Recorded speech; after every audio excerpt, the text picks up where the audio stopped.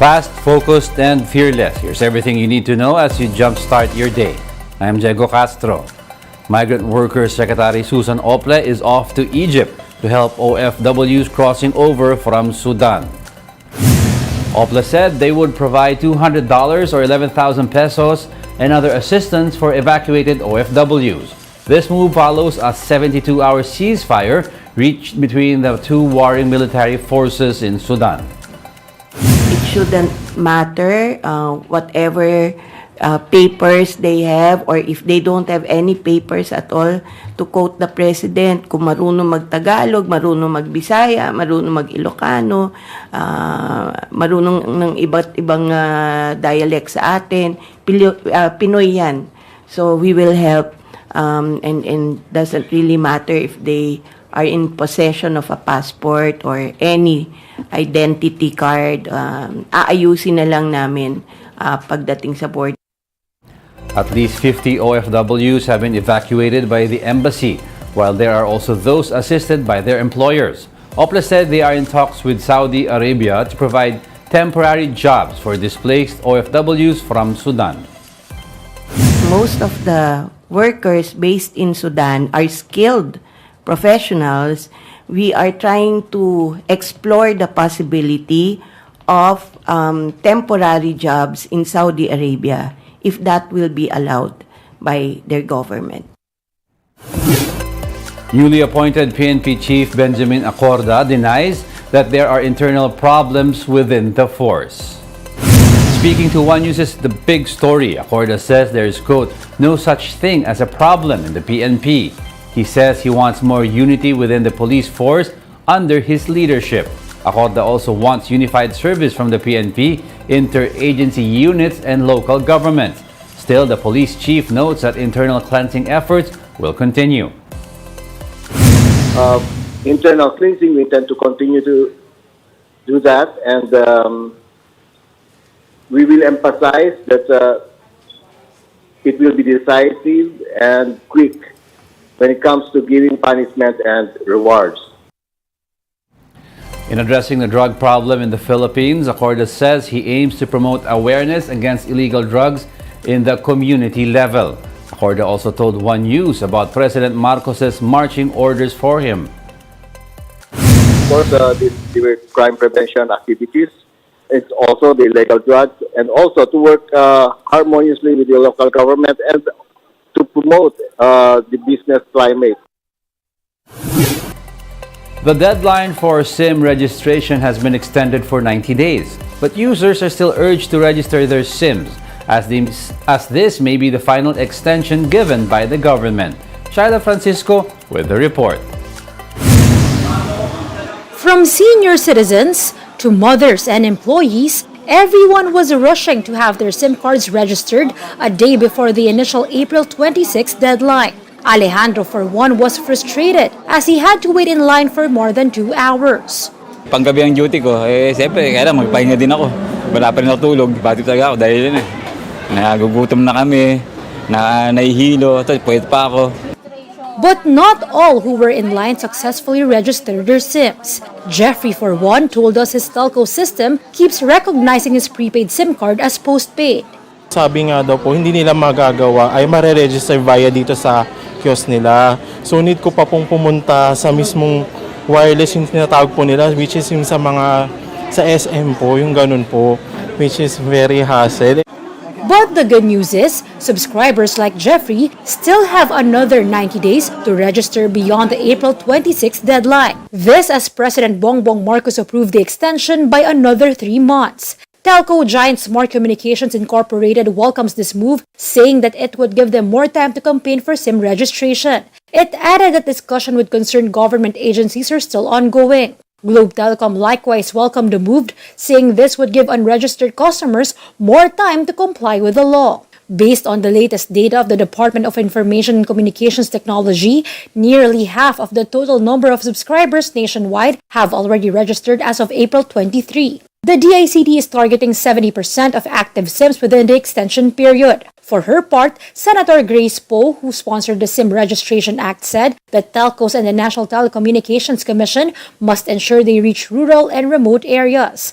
Meanwhile, in a press briefing, DICT Secretary Ivan John Uy decried the quote, "the bad habit of Filipinos" to delay until the last minute. Uy said they recorded an average of more than 1 million SIM registrations per day just ahead of the April 26 deadline. He said that they were able to get many SIMs registered close to the deadline by not announcing the extension sooner. In the last 2 weeks, we were averaging more than 1 million SIM card registration per day. So that just goes to show that the issue is not really limited ID or anything. It's just our bad habit of delaying to the last minute. With the deadline extension, the DICT chief stressed that 90 days is more than enough time for everybody to register their SIMs.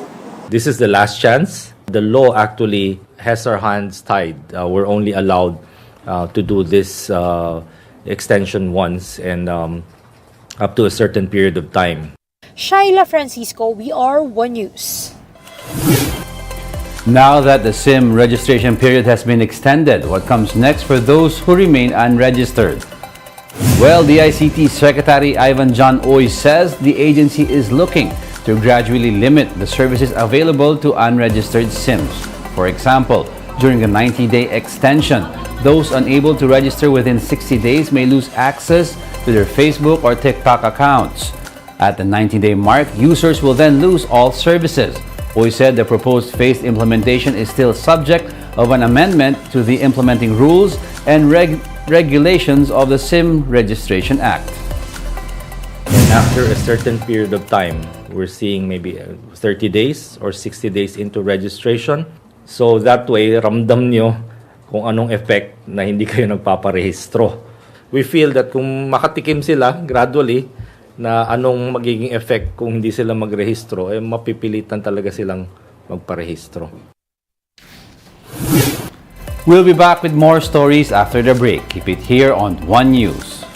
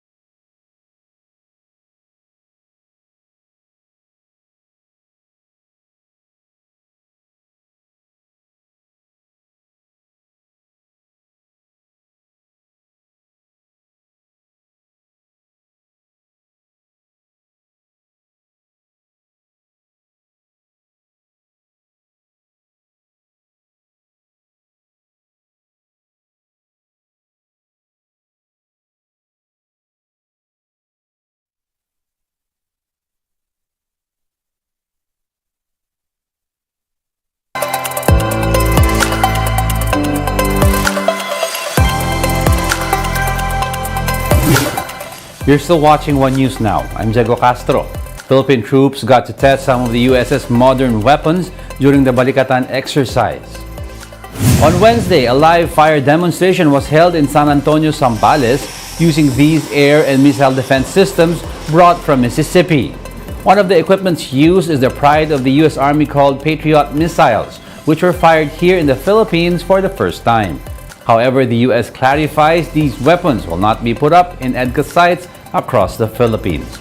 The U.S. Indo-Pacific Command also underscored that they do not intend to provoke any country. Balikatan is against no particular individual country, adversary. It's an opportunity to exercise between our militaries with also some other partners involved. For me, whether it's the South China Sea, whether it's the Northern Philippines, whether it's in another country in the near abroad, it's the point that we're doing it. It's the point that we're doing it together. Today is going to be the highlight of Balikatan this year. The Philippine and U.S. troops will conduct much anticipated littoral live fire exercises where they are going to sink an old Philippine Navy vessel. Residents of Morong, Rizal can now expect quicker response when calling authorities for help during emergencies. The LGU is set to become the first to use the next generation advanced 911 system in the country, a more advanced digital technology for emergency communication. The technology, which is also being used in the US, uses Internet Protocol technology to transmit voice, text, and video messages between callers and responders. Morong's 911 emergency hotline introduces some new features like geofencing, which allows residents to directly reach the Morong Command Center instead of being directed first to the main command center. The LGU says the next generation 911 also has a backup satellite that assures 99% signal connection, even when telco signals are down during calamities. It allows responders to determine the exact location of the callers, so residents are warned not to use the hotline for pranks. The next generation 911 will officially be launched in Morong in 3 months' time. Very excited po rin ang mga kababayan namin sapagkat alam po nila na magkakaroon po ng 911 rito sa bayan ng Morong. At iniisip po nila na ngayon ay magkakaroon na sila ng peace of mind. And that's it for this hour. Join us again at 7:45 a.m. as we continue to monitor the day's biggest stories. I am Diego Castro. We are One News. All sides, all the time.